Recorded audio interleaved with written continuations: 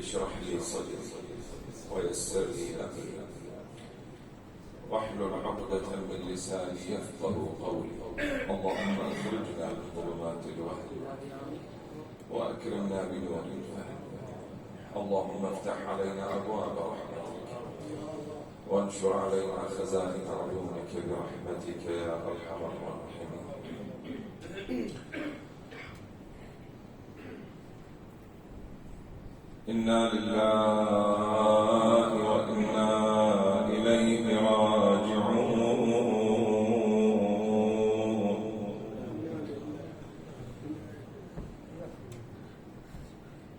ولا حول ولا قوة إلا بالله العلي العظيم.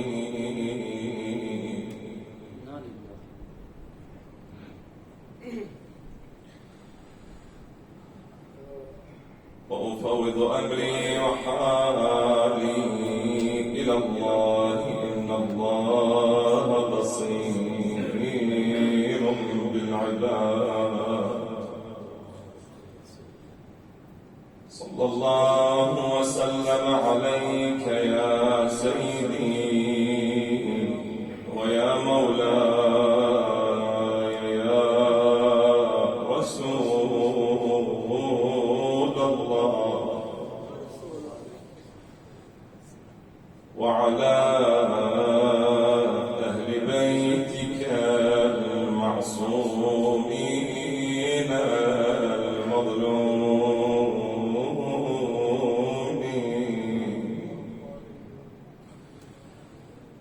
صلى الله عليك يا سيدي ويا مولاي يا أبا عبد الله الحسين.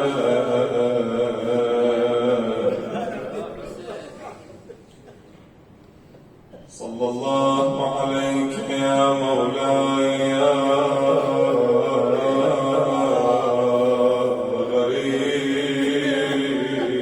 غريب الغرباء،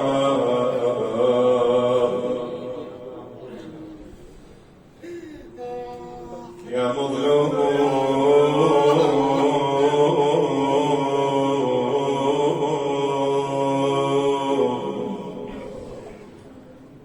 يا محي الزوار ابو علي، وينهم الزوار ابو عبد الله؟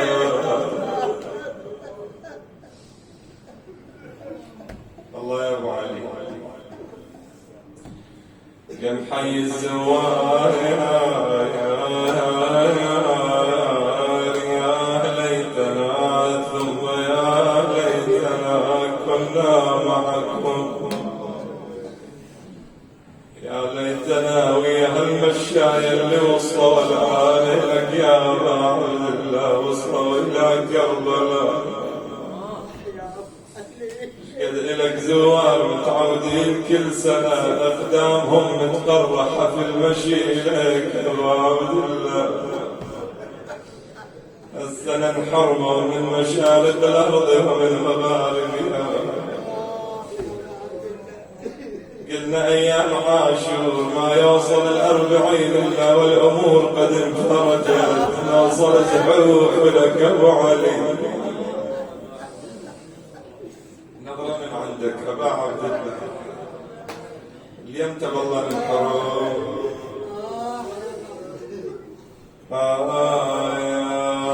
السلام عليك، ما يخالف تتقبل السلام سيدي من بعيد. تصور نفسك وصلت كربلاء بين الحرمين. السلام عليك يا أبا عبد الله، السلام عليك يا ابن رسول الله، السلام عليك يا ابن أمير المؤمنين، السلام عليك يا ابن فاطمة الزهراء. يلا بسلم وياك هذا السلام اللي بيفرح قلبك. السلام على الخد الطريق،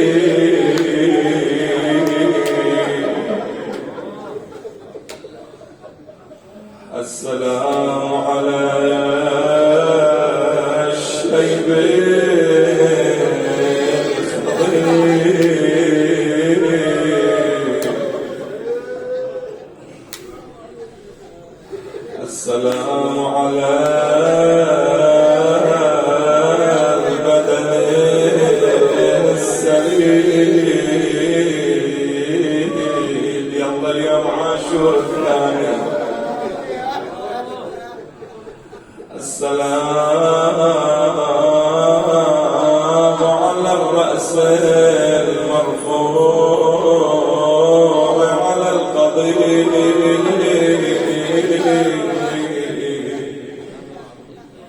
وعلى الصدر المربوط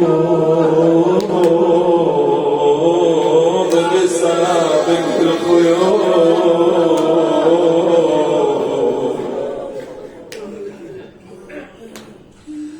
السلام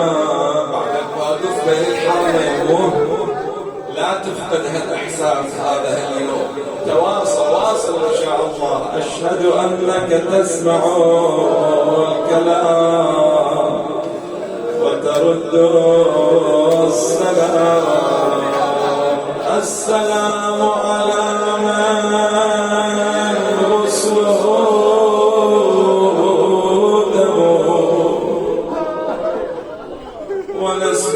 ونسجود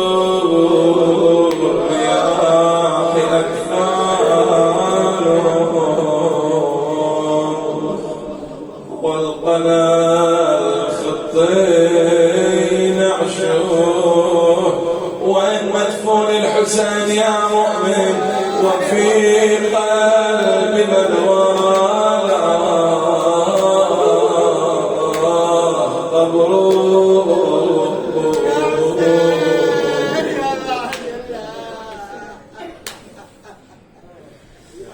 أنا هالأبيات ما أقراهن إلا مرتين بالسنة، يوم عاشوراء ويوم الأربعين بس. طوال السنة بعد ما أقرأ الأبيات هذه. نسلم الأبيات سلام على الحسين، وسلمنا سلام الإمام الصادق وسلام الإمام الحجة عجل الله تعالى فرجه على جده الحسين. الآن نريد نسلم أنا وياك على بساطة، على لسان حالي ولسان حالك، سلامي وسلامك.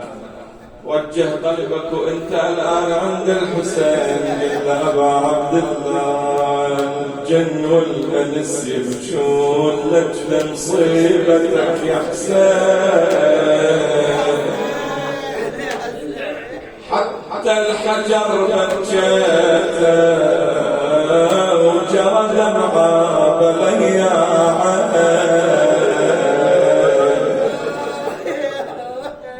لملاك بسماها تشوف نحرك ساطع بنورا وتتنزل على قبرك يا ابو السجاد وتزورا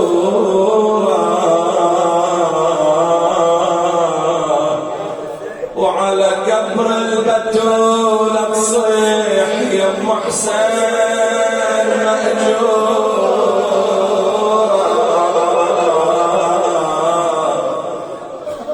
وهيك اليوم تتنزل على مكسورة الضلعين. سيدي حسين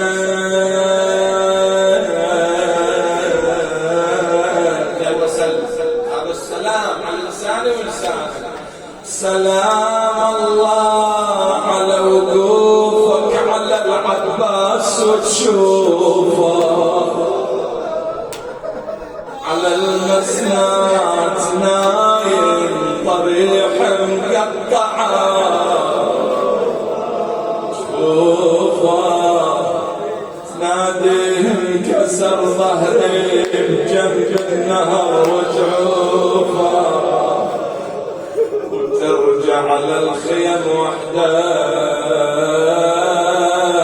وظهرك منحني يا حسين. سلام الله على نحرك ومنا دمك الجاري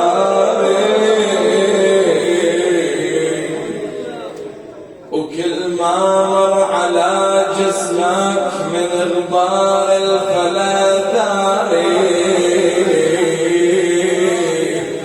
أنا هيهات بعد أنساك عمري ليلي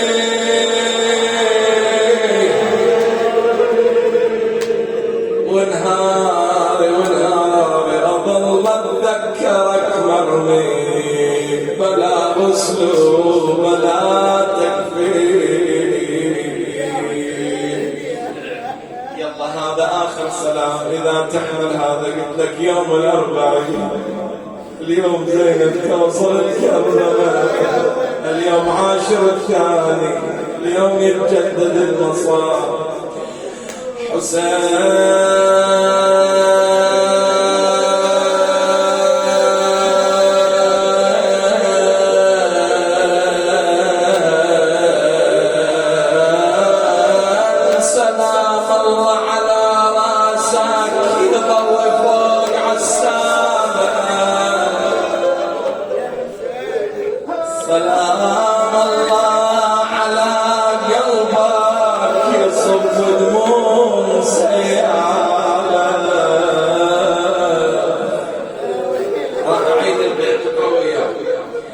سلم عليه سلام الله على راسك يضوي فوق عالسماء. سلام الله على قلبك يصف دموع سيالة. سلام الله على صدرك يدوس الشمس.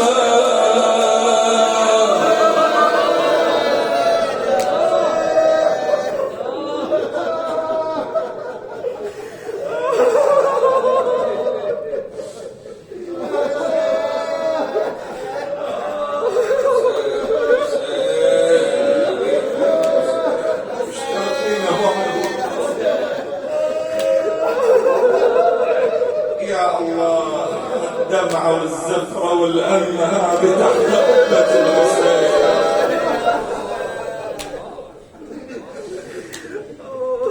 يلا يا مؤمن ما دام سلمت على الحسين الآن انت عند الحسين. قم جدد الحزن في العشرين صفري ففيه ردت رؤوس الآن الحفري. يا زائري بقعة أطفالهم ذبحت فيها تربها كحلا من البصر. ولهفتا لبنات الطهر يوم رمى إلى مصانع قتلاهم والحذر سوى رمينا بالنفس من فوق النداء على تلك القبور بصوتها إليه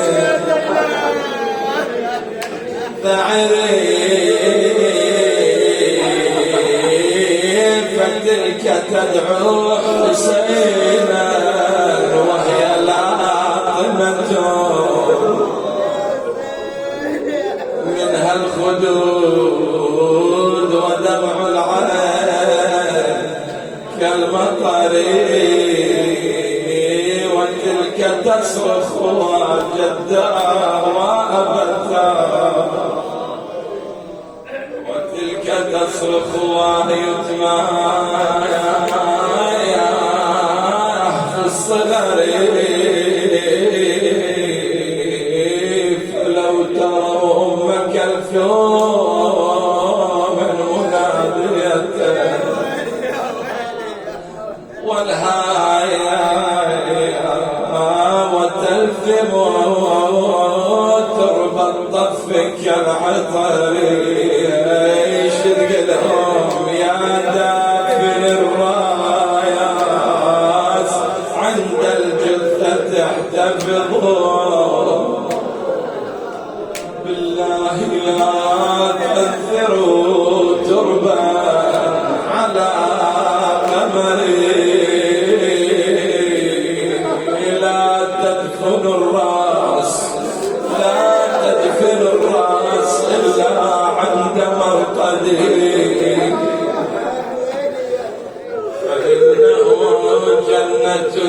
الفردوس والزهري بعد ما تغسل الدمع أطراف الحيط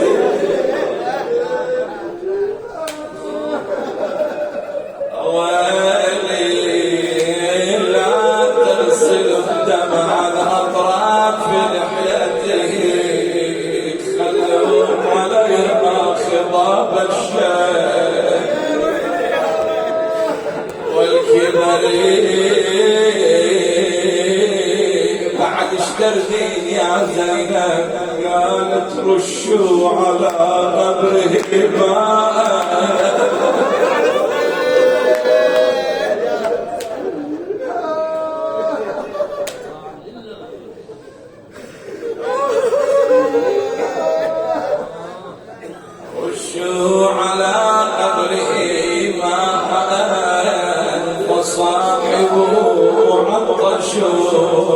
بللوا أحشاء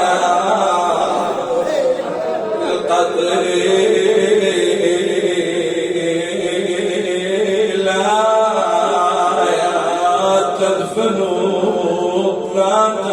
الطفل إلا عند والده فإنه لا يطيق اليوم الصغر لا تدفنوا عنهم العباس مفتادا والرأس من جسمه حتى اليدين عظم الله أجورنا وأجوركم متى كان ذلك يوم أن وصل جابر مثل هذا اليوم يوم الأربعين وصل إلى كربلاء يقول عطية العوفي أقبل سيدي جابر اغتسل من شاطئ الفرات هنيئا لبس الزيارة يا يوم والله ما وصل اعتاب كربلاء توصل أول ما توصل للفندق بس همك تروح تغتسل وتوصل للحسين اغتسل غسل الزيارة ثم اعتذر بإزار وارتدى قميصا وضع شيئا من الساق ثم نادى يا عطية خذ بيدي إلى قبر الحسين أخذت بيده أقبل حافيا ما وضع قدما ورفع أخرى إلا وذكر الله حتى جئت به إلى قبر الحسين يلا يا مؤمن كل نوي جابر نريد نروح نزور زيارة جابر نوصل إلى ذلك القبر اللي ما شايف فيه هنيئا لك يا جابر وصلت إلى تلك القبة والتربة وضعت يدك على تلك التربة اللي مكتوب عليه هذا قبر الحسين بن علي المقتول ظلما وعطشانا بأصبع الإمام زين العابدين خط على ذلك القبر يقول أوصلته إلى الدار جلس عند القبر قال لي يا عطية المسني لما وضعت يده على القبر أحس ببرد تراب القبر أغمي على جابر يلا وهاليوم خميس ويوم الأربعين يلا نريد نقوم نستقبلها بعد شوي توصل أرداخل منك الدمعة يقول إمامك صاحب العصر والزمان ويا جابر على الأطائب من أهل بيت محمد وعلي فليبكي الباكون وإياهم فليندب النادمون ولمثلهم فلتذرف الدموع وليصرخ الصارخون ويضج الضاجون ويعج العاجون شتريد يا مولاي قال بصرخة جابر لما أفاق من غشوته نادى ثلاث الحسين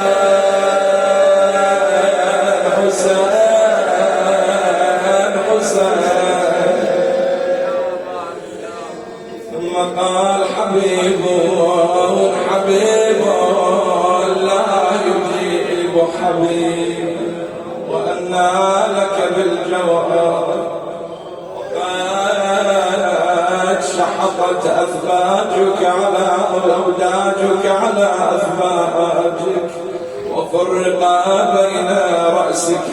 وبدنك ثم نادى السلام عليك يا أبا عبد الله وعلى الأرواح التي حفت بفنائك بينما هم كذلك وإذا بعطية قال سيدي يا جابر أرى سوادة من ناحية الشام قال قم وانهض وتحقق فإن كان جماعة لابن زياد ابتعدنا عن الطريق وإن كان سيدي ومولاي زين العابدين فأنت حر لوجه الله. قام جابر يلا امشي أرداخبك الآن امشي نروح لأم المصايب نشوف شلون وصلت الكربلة. تقول الرواية وصلوا مفترق طرق اجا الإمام زين العابدين لا عمّا تتحملين نرجع. يقولون زينب من طلعت من الشام عندها صندوق خليته تحت الرداء ما تفارق هذا الصندوق عزيز عليها. تدري شنو بهذا الصندوق؟ هذا أمانة ولازم ترجع الكربلة بس يخاف عليها زين العابدين. تتحملين يا عم؟ آخر منظر نظرت إليه صاحت نايمة خي شلون يوم طلعت يوم 11 من كربلاء نادى مروا بهن على أجساد القتلى. ما دارت زينب صاحت نايمة خي شلون حر الشمس غير الرسول عريان ومسلة بهدوء. الآن عم زينب تتحملين ترقبون ما راح تشوفين القبور تتحملين تتذكرين تلك المصيبة والفاجعة الكبرى. نادى تقول لحادي يمر بالغادر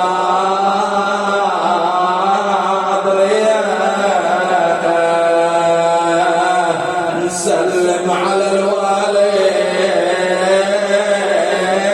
وننصب له عزيز. قول لحادي يمر بينا على حسين نبغي نزور حسين ونشوف اندفن والله لروي قبر اخويا بدمعة العين يا ريت فوق القبر تحضرني المنيح.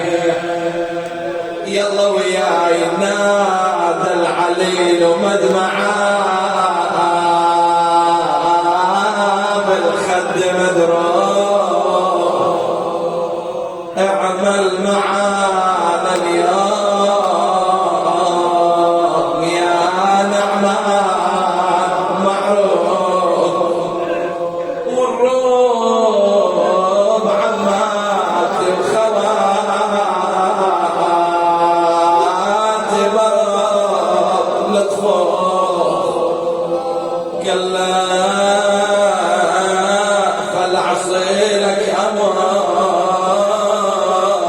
يا ابن الشفيع وعراج على قبر الشهيد وصار لنيار والعابد السجاد من فوق الجمل طار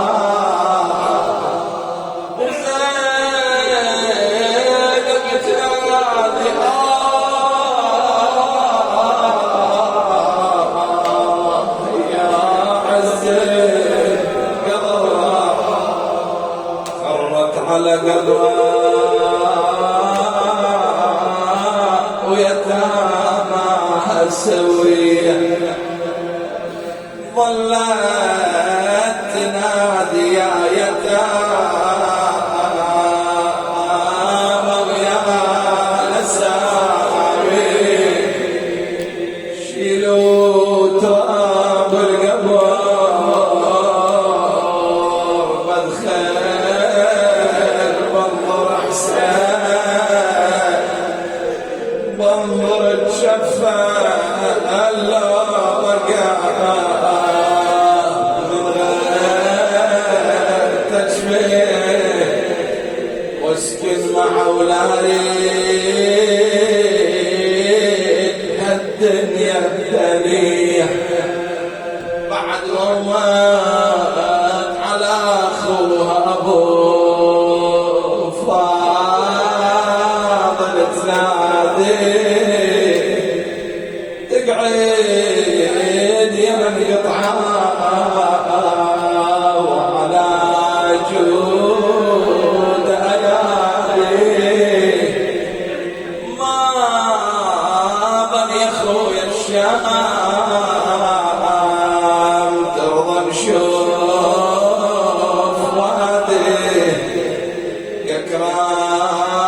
كرام ما تاخذكم الغيره عليه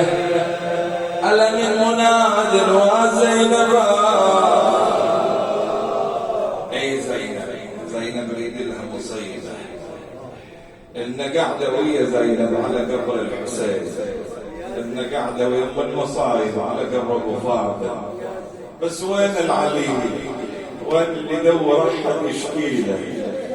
وين اللي آثار الجامعة بعدها في علو يدور على ذلك القبر وقع من على ظهر الناقة أقبل عطية العوفي مسرعا سيدي جابر قم واستقبل سيدي زين العابدين قم واستقبل حرم الله وحرم رسوله وقف جابر وإذا بالإمام أقبل مشتاق إلى قبر والدي في الحسين 40 يوم ما شايف مثل 40 يوم ما مشتم رائحة تراب كربلاء أقبل إمامنا زين العابدين رجال جابر يهرول يقبل قدمي إمامنا قال من هذا جابر هذا فداك نفسي سيدي أنا جابر كبير في السن لكن شلون احترام للإمام زين العابدين لما الإمام سمع صوت اسم جابر رأسا انفجر بالدموع انفجر بالبكاء قال عم يا جابر ها هنا قتلونا ها هنا ذبحوا والدي الحسين ها هنا أيتم الذراري بالخير عم يا جابر أنا في الخيمة في خيمتي وأسمع صوت تكسر عظام والدي الحسين ها هنا قتلوا رجالنا من ها هنا صلوا عمتي زينب يا جابر وجابر يقول عظم الله لك الأجر سيدي يا زين العابدين هذه القبور عرفتها بس أسألك مولاي زين العابدين أنا اغتسلت عند شاطئ الفرات أسألك أكو قبر هناك عند الشاطئ لوحده قبر من هذا قال الإمام والله يا جابر لو شفت صاحب الصلاة مفضوخ راسه طايح بجانب المسنى جودة على كتافه وهو ضامن جبل مايات والطفل يا جابر نظرت بسهم منحوه لو شفت شبه المصطفى اللي مدللينه جابها ابوي حسين جسمه مقطعين يلا يوم عاشر هاليوم جاب ابو حسين جسمه مقطعينه وجاسم يا جابر ذوب عشان بونينه غابت وطف الغابر يديك بدو ومصيبة حسين الذي هدت اركاني بس وقع عن مهر الهضم والضيم جاني بعيني نظرت يحزن احرى من الزواني حزوا كريمه وخيلهم غارت للخدود انا من هنا وحسينا ذيك الخيم كلها يا جابر فرهدوها وذيك اليتامى الحرام والله روحوها وذيك العزيزة اللي نشأت بضلال أبوها عقب الخدر والصاد مسوية على كوكب والصير دموعي على خدي ذروفه دخولي مع النسوان بالذلة كوفة والكل علينا من الفرح يصفق شوفه يوزان بالدهشة في المصيبة ولا لها شعور عم يا جابر واعظم من الكوف وعلينا دخلت الشام بيها نفعنا ابن الخناديل الإسلام والخلاق تتفرج علينا الخاص والعام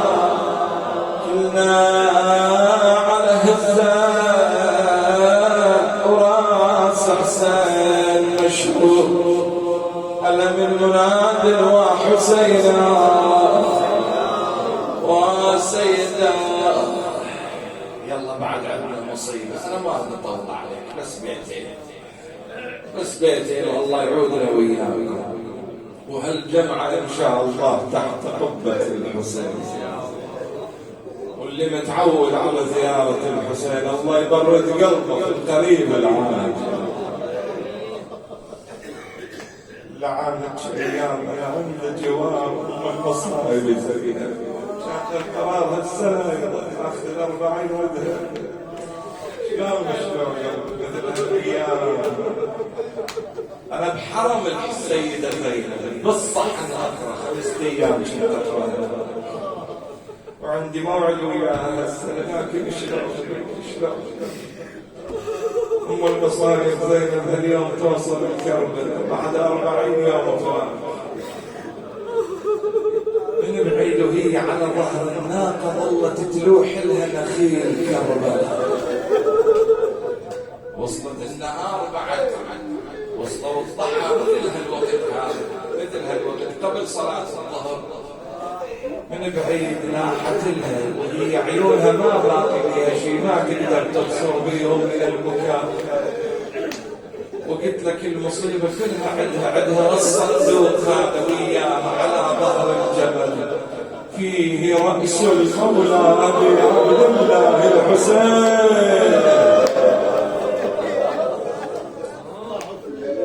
ومهموم قلبها محمل بالهموم والبلايا وعندها شكاوى تريد تريد تشتكي عند ابو فاضل، تريد تشتكي عند الحسين، بس اول شكوى من شافت نخيل كربلاء من بعيد ايش نادت؟ راح اقرا لك على ابيات الطور عراقي قديم حزين كلش. نادت ايش سويت بينا، ايش سويت بينا يا كربلاء، ايش سويت بينا،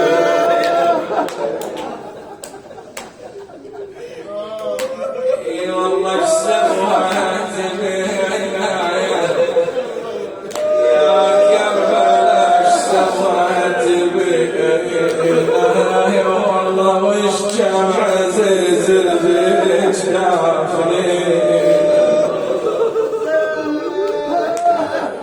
وش جمع زلزل جافني، ظلت حزينة ظلت حزينة، كسبت قلوبنا وظلت حزينة.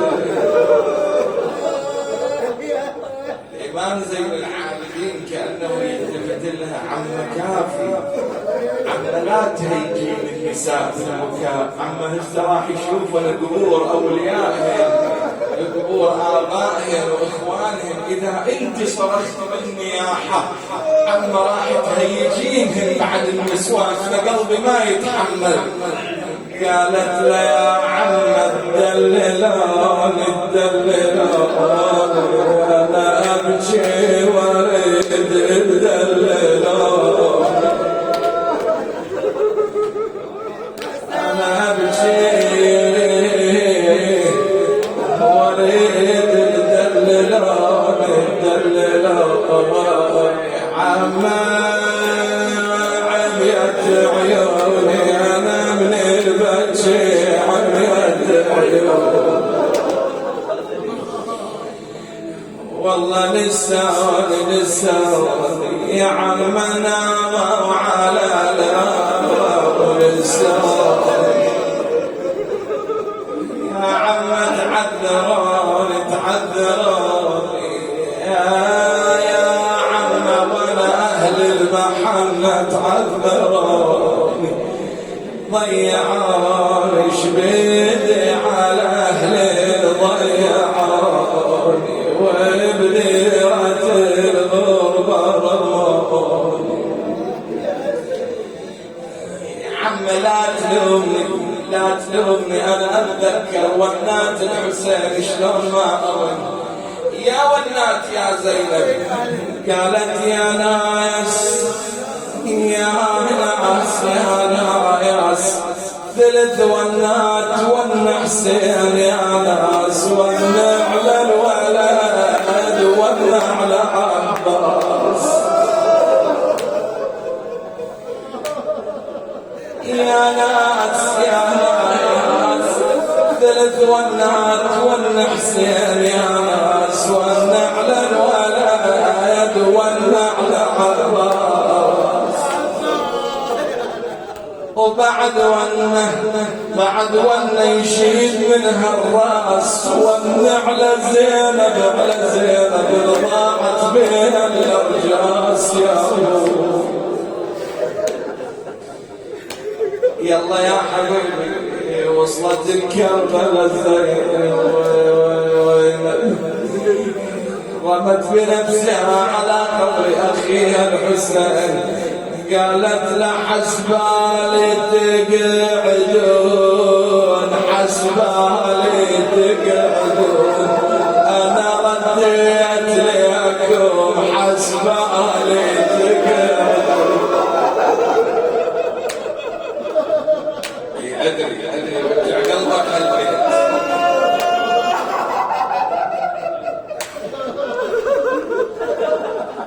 يا اخويا حسبالي تقعدون، يلا بختم وياك، انا رديت لكم حسبالي تقعدون، خويا وتسمعون تسمعون، واحكي لكم ضيمي وتسمعون، يا ما تنشدون ما تنشدون عن حال زينب ما تنشدو والله متغير اللون انا من حيله ومتغير لكن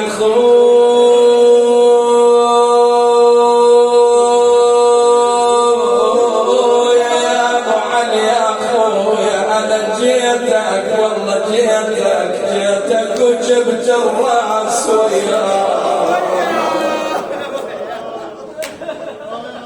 انا جيتك وجبت الراس وياي من السبي وكانت بيه منواي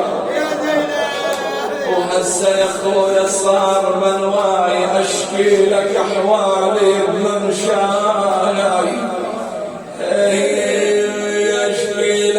أحوالك البلواي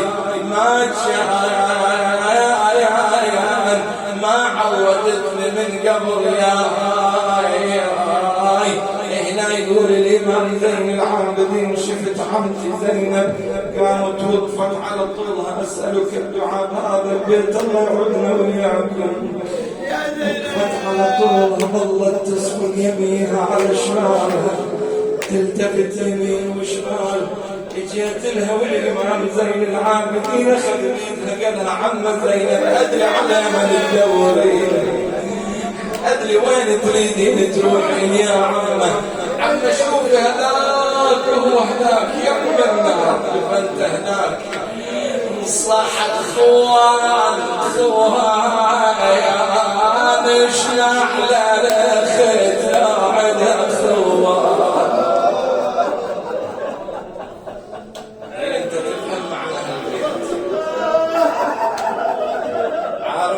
زينب شبيه انا اشمع حلال خيايت لا عد خوان لا عد خوان يا بتعيش مدلله وما يوم تنهار ما يوم تنهار طيبون خاطرها لو شافت احزان وانا بعفت خوتي فوق تربان تتحمل هالبيت انا بدي اختم لي والله يرجع القلب بس هالشك ولا بالله قالت لابو فاضل حبيبي انا زينب انا اختك جيتك بعد 40 يوم بس وحده موجعه قلبي ضربوني على متوني وصبرت شتموني وصبرت قل اخويا هضمني الشمر يا اخويا هضمني ولا رحمني جر العباية ولا رحمني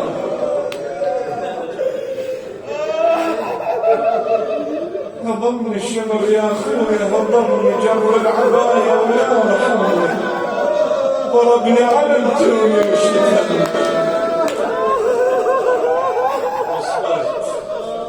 وصبرت ايتام كبار عين ذبحت تحت حوافر الخيل وصبرت سبوني وصبرت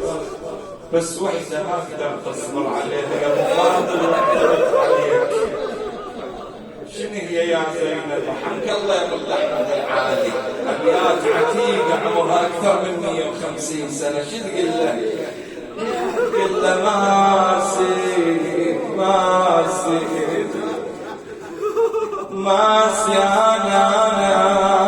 انا دخلت الشام والليل ماسي خويا انا دخلت الشام والليل ماسي ومن الخجل نكست راسي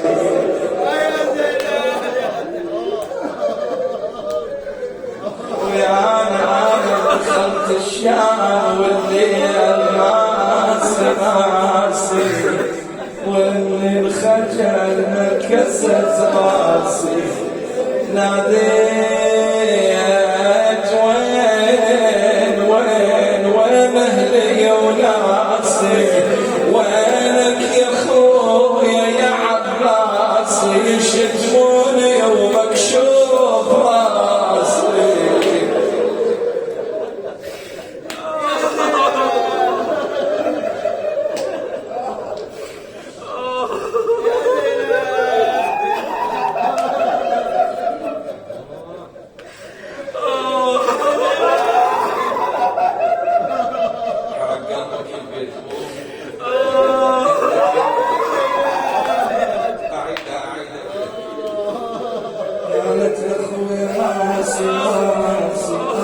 دخلت الشام والليل ماسي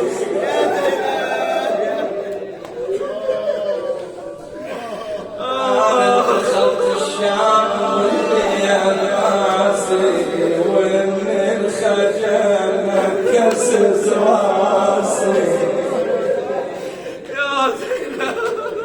ناديت وين أهلي وناسي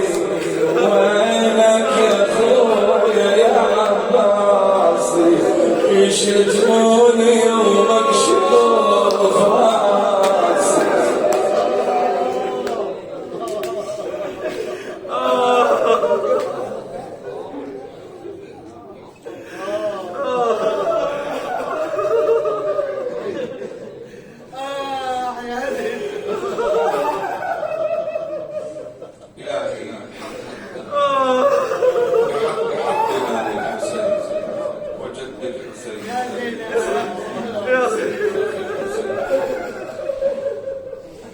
إلهي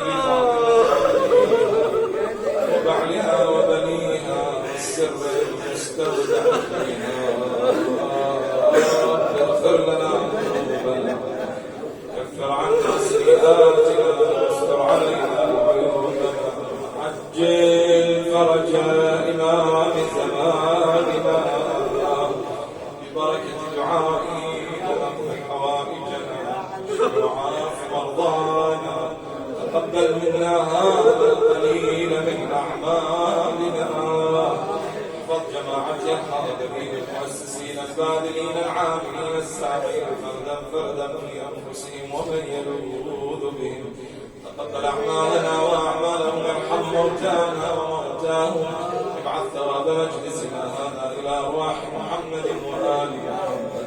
أرواح العلماء الماضين أرواح الشهداء السعداء أرواح موتى المؤمنين والمؤمنات من أوصاني بالدعاء اللهم اشف كل مريض لا سيما المرضى المنظورين اللهم اشفهم بشفائك عافهم من بلائك داوهم بدوائك يا كريم إلهي اشف هذه الأمة عن هذه الأمة قريبا عاجلا ارزقنا زيارة مولانا الحسين في دار الدنيا وفي الآخرة صحبته وشفاعته ابعث ثواب مجلسنا هذا إلى أرواح محمد وآل محمد أرواح العلماء الماضين أرواح الشهداء السعداء أرواح موتى المؤمنين والمؤمنات جميعا مشفوعا بثواب قراءة سورة الفاتحة تسبقها صلوات